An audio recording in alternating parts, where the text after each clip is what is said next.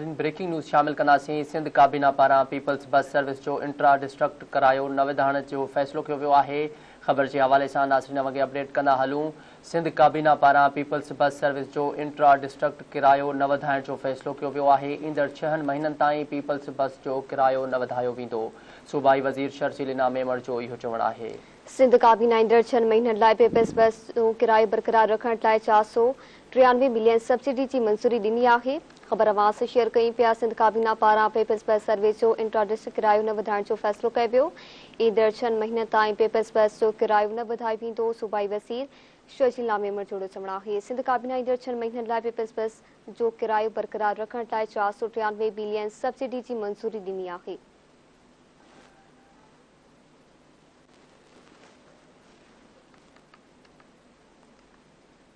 तफ़सील मालूम कंदासीं। चीफ रिपोर्टर कराची शबीर लाशारी खां। जी शबीर, वधीक आगाह कजो।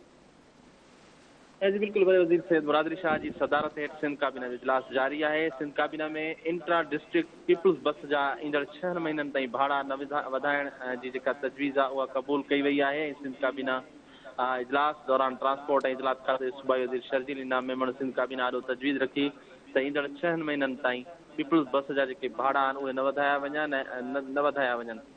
सिंध काबीना इजलास दौरान काबीना मेंबरनि सूबाई वज़ीर शर्जील इनाम मेमण जी इहा तजवीज़ क़बूल कंदे जेको आहे पीपल्स बस जा जेके भाड़ा आहिनि उहे 6 महीननि ताईं न वधाइण जो फ़ैसिलो कयो आहे। उन लाइ 493.356 मिलियन रुपया सब्सिडी जेका आहे उहा पिणु ॾियण जी मंज़ूरी ॾिनी वई आहे। सिंध काबीना जे इजलास में सूबाई वज़ीर शर्जील इनाम मेमण सिंध काबीना मेंबरनि ॾाढो तजवीज़ रखी त तमामु घणी महांगाई आहे ऐं महांगाई के दौर में जेको सो शहरियुनि लाइ सिंध हुकूमत पारां जेको पीपल्स बस जो तोहफ़ो ॾिनो शुरू कयो आहे। जदीद सफ़री सहूलियतूं जेके आहिनि उहे ॾिनियूं पियूं वञनि। उन में भाड़ा जेके आहिनि उहे न वधाया वञनि त बहितर आहे, छाकाणि त शहरियुनि खे जेको आहे महांगाई जे करे काफ़ी तकलीफ़ूं आहिनि। जंहिंखां पोइ सिंध काबीना सूबाई वज़ीर शर्जील इनाम मेमण जी तजवीज़ क़बूल कंदे पीपल्स बस सर्विस जा भाड़ा ईंदड़ 6 महीननि ताईं न वधाइण जी मंज़ूरी ॾेई छॾी आहे। जी ठीक आहे, मेहरबानी शबीर आगाह करण लाइ।